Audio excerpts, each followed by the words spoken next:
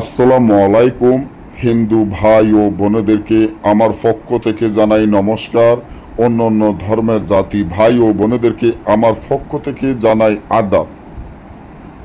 আমি মাতুল বড়ুয়া আজকে আপনাদের সাথে যে বিষয়গুলি নিয়ে কথা বলবো, যেগুলা গুরুত্বপূর্ণ, যেগুলা শুনলে আপনাদের মন এমনি খারাপ হয়ে যাবে, আবার অনেকের মন ভালো হয়ে যাবে।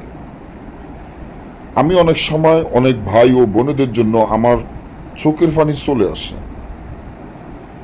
আমি অনেক সময় ভাবি, আসলে যার সাথে আপনি এতদিন সংসার করেছেন, যার সাথে একসাথে রইছেন থাকছেন, তাকে আবার আপনি কিভাবে তালাক দিয়ে দেন। এখন তালাক দিয়া নীরব হয়ে ঘরে বসে কাঁদতে আছেন, মনে শোকে কাউকে বলতে পারতেছেন না। আসলেই ভালোবাসার মানুষ, যেই স্ত্রী বা স্বামীকে আপনি এতটা ভালোবাসেন, এতটা ভালোবেসে তার প্রেমে অস্থির হয়ে গেলেন, কিন্তু দিন শেষে সে আপনাকে তালাক দিয়ে দিল। আপনি চান যাতে এই তালাকটা না হয়, বা তালাক হয়ে গেল যাতে সে আপনার বশীকরণ হয়ে আপনার পিছনে ঘুরঘুর করে, আপনি যা বলেন সে যাতে তাই শোনে, এবং আপনার প্রেমে যাতে সে পাগল থাকে, আপনাকে ছাড়া যাতে সে এক মুহূর্ত না থাকতে পারে।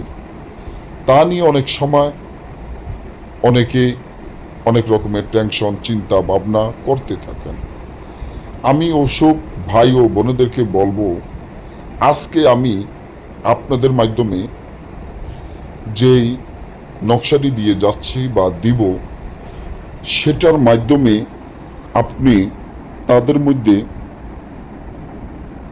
সারা জীবনের জন্য মহব্বতে পাগল করে দিতে পারবেন।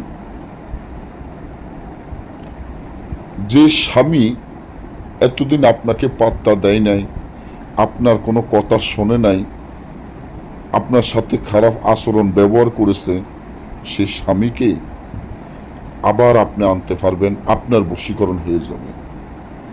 বা আপনি যে স্ত্রীর প্রেমে পাগল হয়ে স্ত্রীর প্রেমে গুড়গুড় করছেন, কিন্তু এখন ওই স্ত্রী আর আপনাকে পাত্তা দেয় না, বা আপনাকে আর চিনে না বলে এখন আপনি চান যাতে ওই স্ত্রী আপনার কথায় ওঠে, আপনার কথা বসে, আবার আপনাকে রিটার্ন নিতে চায়। তখন যে তাবিজটি দেখছেন, কাফানের কাপড়ের উপরে 60টি তাবিজ লিখবেন।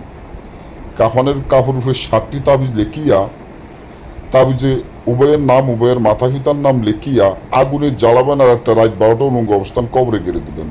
সাথে সাথে রেজাল্ট পাবেন, বশীকরণ হয়ে যাবে, তালাক বিচ্ছেদ আর হবে না। না বুঝলে বা আমাদের থেকে কাজ করে